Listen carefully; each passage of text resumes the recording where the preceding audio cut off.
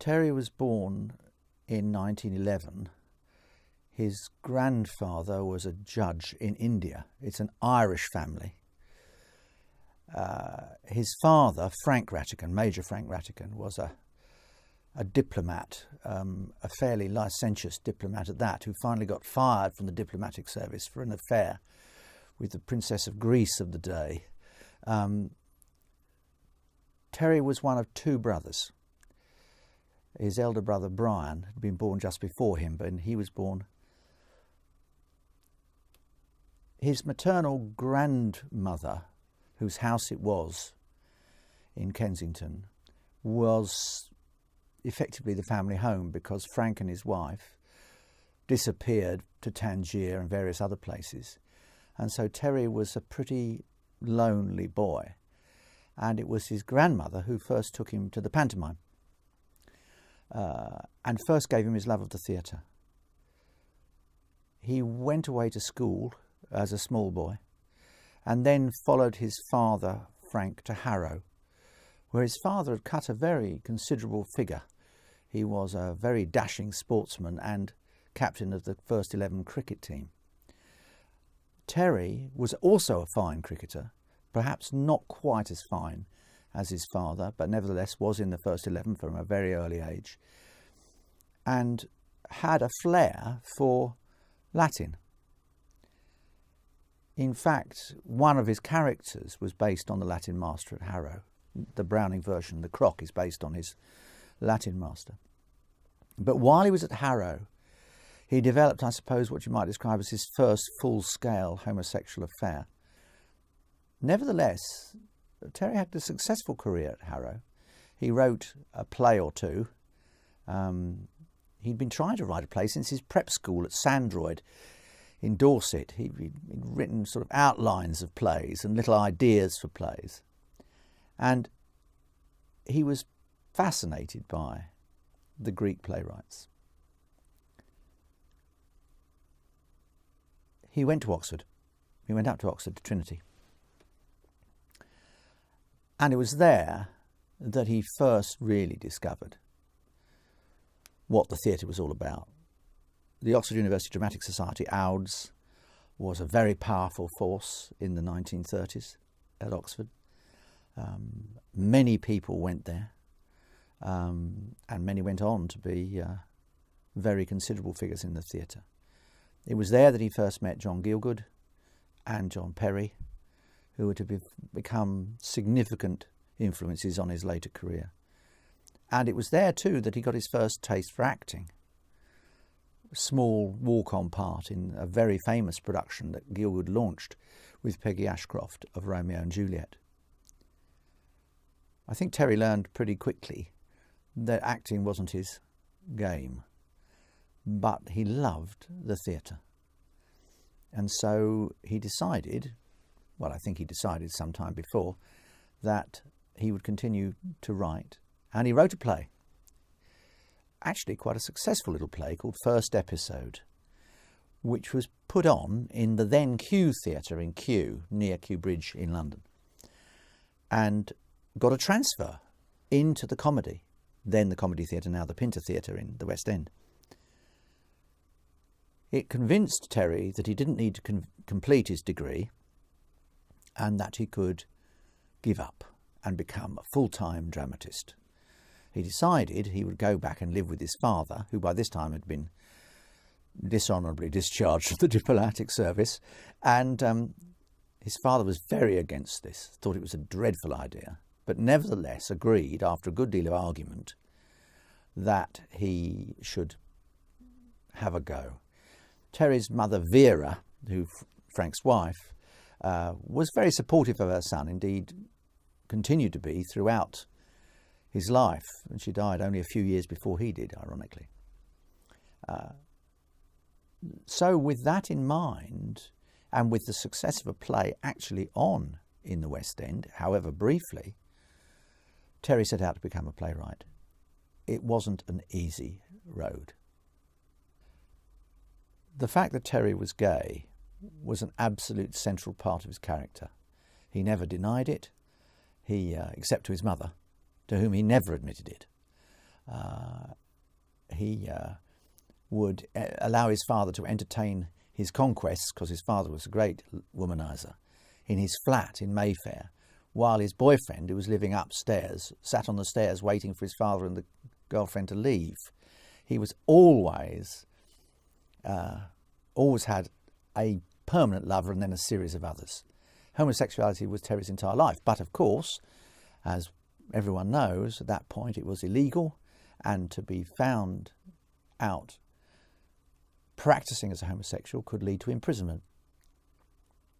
So the concealment that Terry wanted to do anyway, do it apart from among his own gay friends, was an essential part of his own artistic, creative flair. Concealment is absolutely the central word in a great deal of what Rattigan wrote. There's a phrase he used near the end of his life: "What do we do?" And the character, Terry's character, says, "We pretend like hell." And that's exactly what Terry did. He pretended like hell. To his mother, he was always saying, "Well, Margaret Leighton's pursuing me," or he would say, "Oh, I met this extraordinary woman on the Cunard coming back from America, and I mean, she's frightfully keen, but I'm going to get off at Naples. I want to avoid her." I mean, that was the dual life that he always led. And it would be impossible to explain Rattigan's plays. I don't think this is true of his films, but it would be impossible to explain Rattigan's plays without reference to the fact that he was a closet homosexual, that he was gay but didn't want to admit it. And even at the end of his life, even after the reforms, after the homosexuality had become, well, if not acceptable, at least not illegal anymore, Terry was still very, very reluctant to come out. It was instilled in him that he was to pretend to be a very sophisticated, well-off, unmarried, but extremely available man. Terry struggled to write a commercial play. He wanted to be a West End playwright. He didn't want to write for what we would now call the fringe theatre. He wanted to write for the bright lights of Shaftesbury Avenue. He was not interested in any way in intellectual pursuits, particularly. He wanted to be a success. He wanted his name in lights, and he wanted to be the figure of the day. He was inspired more by Pinero and Maugham than he was by less well-known playwrights. He admired Gerald de Maurier. He was a devotee of the commercial theatre. He wrote, finally, in 1935, a play called French Without Tears. It wasn't its original title, but that's what it became. And there was a moment in 1936 when a gap appeared in the Criterion Theatre on Piccadilly Circus, a 4-week black period. The show that had been running was a failure. They took it off, and there wasn't another one due to start until early November. Harold French, who was then a director, had been an actor, became a director, had seen this play called French Without Tears, which essentially tells the story of life in a French crammers, and thought, well, it's a trifle. We'll put it on. There's a hole. Nobody's going to get paid much. Ironically, it starred Rex Harrison, then an unknown, forming a friendship with Terry, which was to last the rest of Rex's life. The play in rehearsal was a disaster. In fact, on the final dress rehearsal, Harold French said to the entire company, "That was so bad, we shall have to do it all over again." Terry was convinced it would be a failure. Absolutely no hope whatever. In fact, it became an enormous success very, very quickly. Suddenly, everybody wanted to go and see this rather bright young man's play. He was only 25. This bright young man's play, which is funny and light and sophisticated and contains witty lines. And from being no one, Terry, within a year, had become the new young thing, the new great British playwright. He'd never met David Lean. Indeed, Lean's idea for the sound barrier, which Terry wrote in the back end of 1951 into 1952, had formed his mind after he'd seen an evening news report of the death of Sir Geoffrey de Havilland, whose son was killed on his first solo flight. And Lean thought that this attempt to break the sound barrier was a modern adventure story. And he started to go to talk to pilots and to talk to aircraft manufacturers about why were they obsessed with this and what was the drama in it and how did it work. And he made a great big 300-page diary of all these conversations, including about 12 scenes for a movie. Alexander Korda, who had desperately wanted to work with Lean, knew that David had an idea and said, well, let's talk about it. Lean enthused Korda in his office, and Korda said, without any hesitation, I think we should get Terence Rattigan to write it. He would do it brilliantly. Picked up the phone, Lean and Korda in the same room, same time, picked up the phone, rang Rattigan and said, I've got this idea. David Lean's got this diary. And Terry was not at all keen. Well, I don't know anything about jets, and I'm not sure that technology is not really my thing, and I'm good at relationships. So Korda and Lean said to him, well, look, come and talk to us about it. Terry went to a meeting, and Lean gave him the diary with his own notes in it.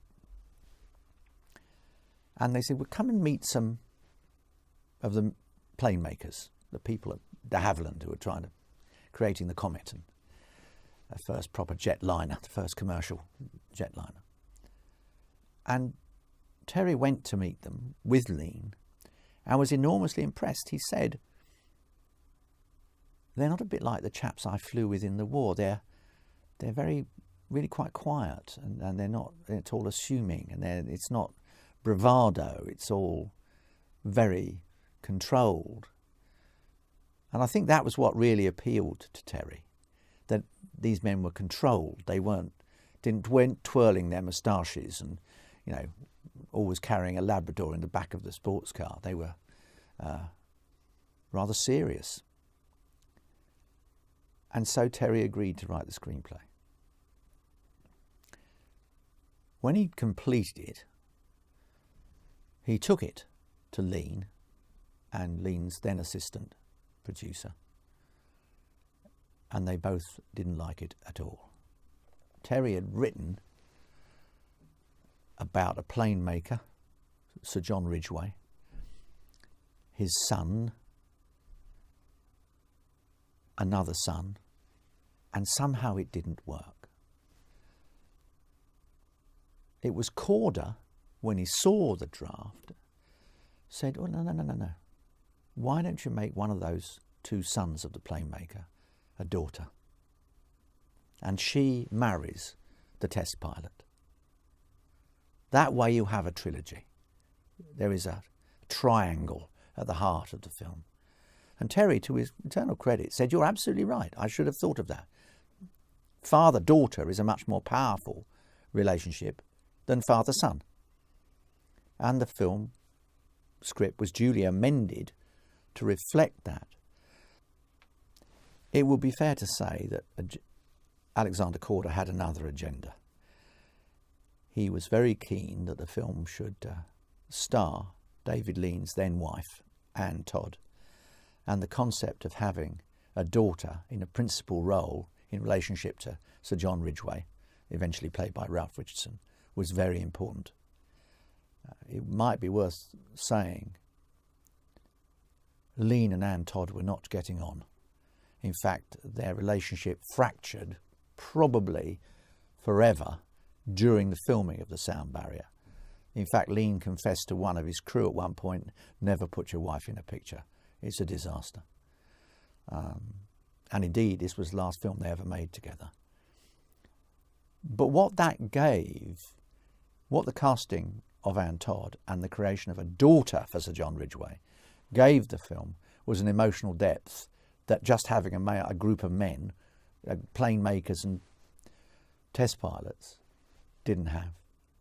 But there's no doubt that Terry was extremely proud of The Sound Barrier. It was a film that he felt he brought something to. It was an original screenplay. It wasn't reworking his own work or somebody else's. And he was very proud that he was nominated for an Oscar for original screenplay for it. It won the Best British Film Academy Award as Best Film of the Year. He was nominated for the screenplay. It was very successful, the 12th most successful film of 1952, according to the Motion Picture Herald in the United States. The most successful was The Greatest Show on Earth, directed by Cecil B. DeMille, but that's by the by. It was much admired by the new Queen, Her Majesty Queen Elizabeth II, after whose father had only died 3 or 4 months before the film was released on 24th of July 1952.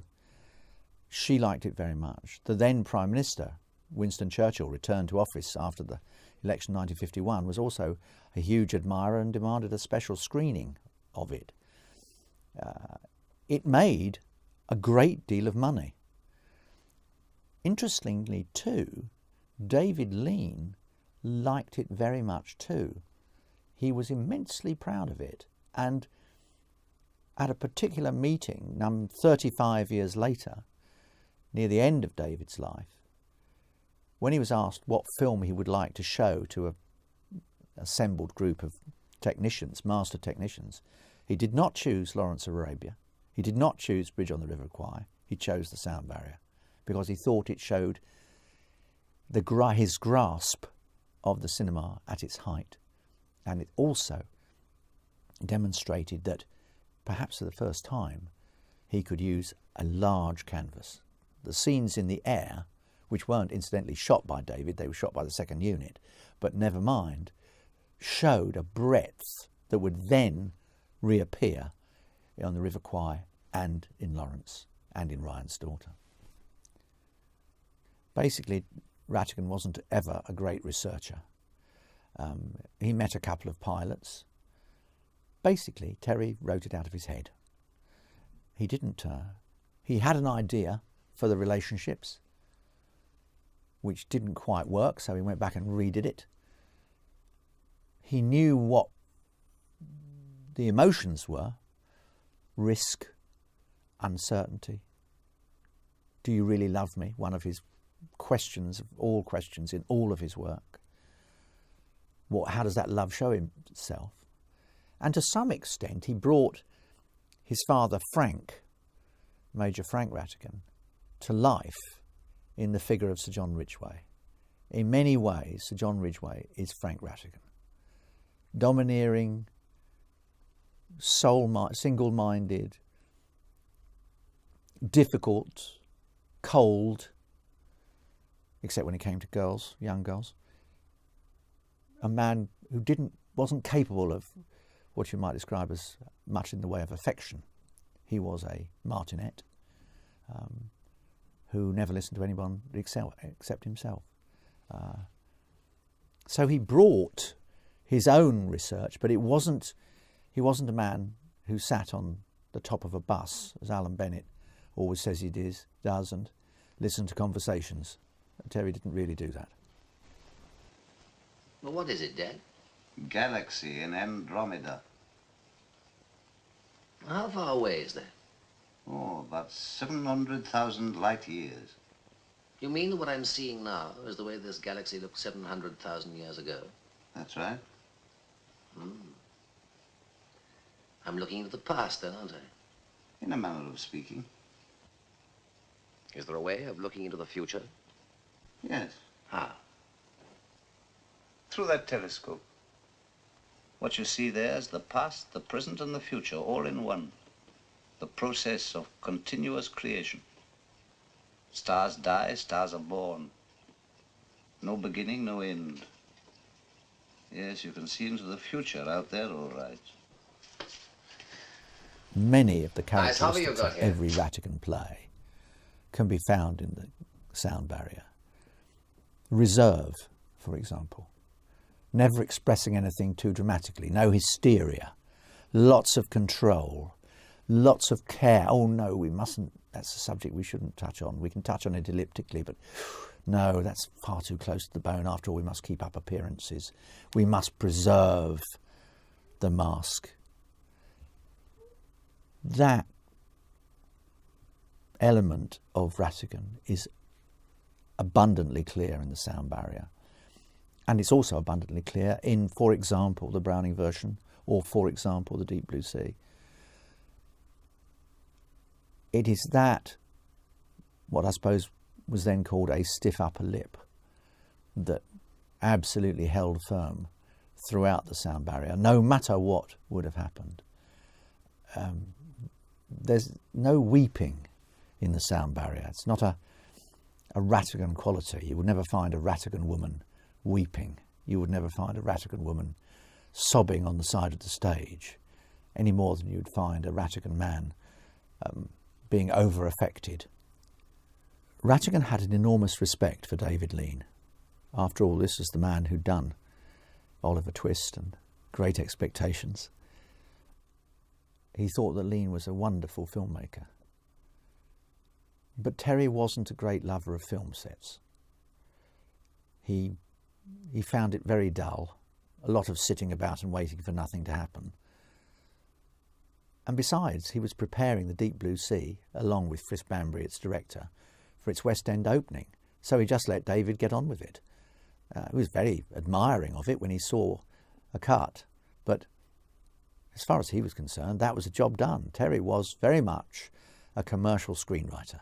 You pay me for a screenplay, I'll provide you with a screenplay.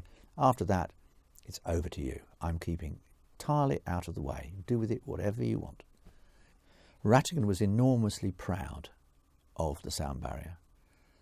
Mostly, I suspect, because it was a totally original screenplay. He would never have thought of writing that himself.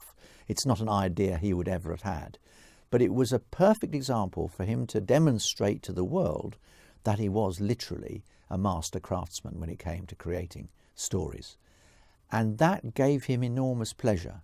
And the fact that he was a huge success gave him even greater pleasure. I mean, Noel Coward rang him up when it was playing at the Plaza in Piccadilly Circus, now no longer there, sadly, and said, congratulations, dear boy, you've beaten my record at the Plaza. And that was for a film which gave David Lean his start, In Which We Serve, in which Lean was the editor and Coward was the director and the star. Terry viewed his Oscar nomination, much as he viewed many other awards, as something of a sideshow. What interested him far more was the box office receipts and whether he had a percentage of the gross or not. When it came to baubles, he wasn't too fussed. They weren't anything that ever particularly interested him.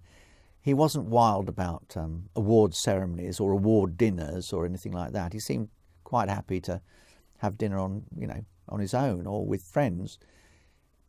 Terry was obviously flattered. No one wouldn't be, and he certainly was. He was very flattered by the attention of Hollywood, and it helped, there is no doubt, his career as a screenwriter in the 60s, because it had such a good reputation and was much liked, although retitled for America, Breaking the Sound Barrier. But it gave him a reputation in Hollywood which he could then return to. And indeed, when his theatrical work plummeted off a cliff in the second half of the 1950s in London, almost the only thing that he turned to was writing screenplays. And at one point boasted in a famous letter to Kenneth Tynan, I'm now the highest paid screenwriter in the world. Terry was much more interested in that claim and truth than he was in the fact that he'd been Oscar nominated. It was, I think, Rattigan's knighthood was, I think, the pinnacle of his career. He was exceptionally proud. After all, very, very few playwrights had been knighted before him, Somerset Maugham and Arthur Wing Pinero, but it was a very rare honour. He was thrilled by it. It seemed to him, I think, to finally confirm his place in the pantheon of the 20th century's finest English dramatists. Sadly, in my view, it didn't. Indeed, it was going to take another 30 years before people realised just how good a playwright he had been. He had become rather an antique figure, no longer quite relevant to modern theatre in the wake of Look Back in Anger. He was, however, an absolutely extraordinarily talented playwright who is now finally being recognised as such. And the knighthood meant to him that he had been acknowledged, that he did represent one of the great English playwrights of the 20th century, even if the critics might not agree.